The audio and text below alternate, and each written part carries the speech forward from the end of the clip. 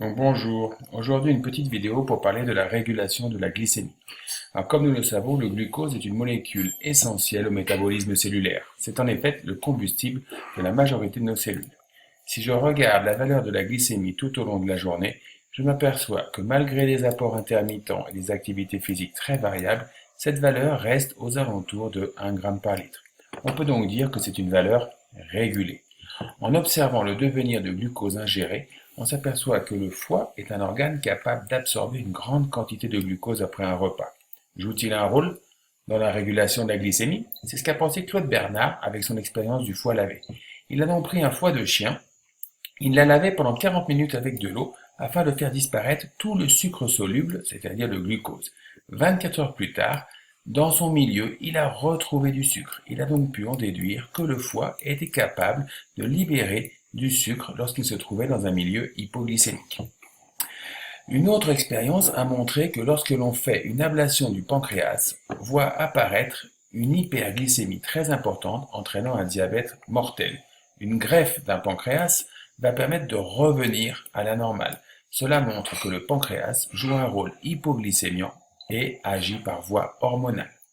Quand on regarde une coupe de tissu pancréatique, on s'aperçoit qu'au milieu des cellules digestives, on peut voir des petits îlots appelés les îlots de Langerhans.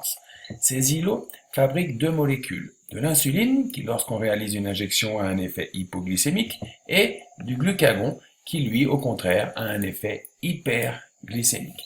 Ces deux hormones sont fabriquées par deux types de cellules différents des îlots de Langerhans.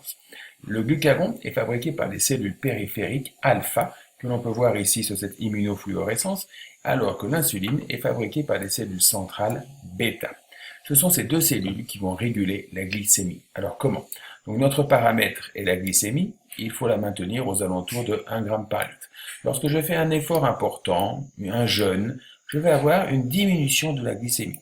Cette diminution va être captée par des détecteurs au niveau des cellules alpha des îlots de Langerhans.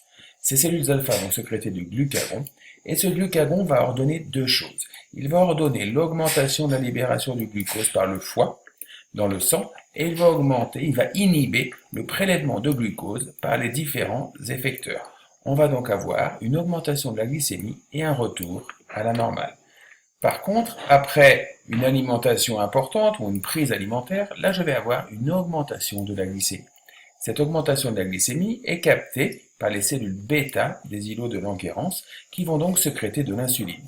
Cette insuline va avoir là aussi deux effets, va inhiber la libération de glucose par le foie et va augmenter le prélèvement de glucose par les différents effecteurs, le foie, le muscle, les tissus adipeux. On va donc avoir une baisse de la glycémie et un retour à la normale.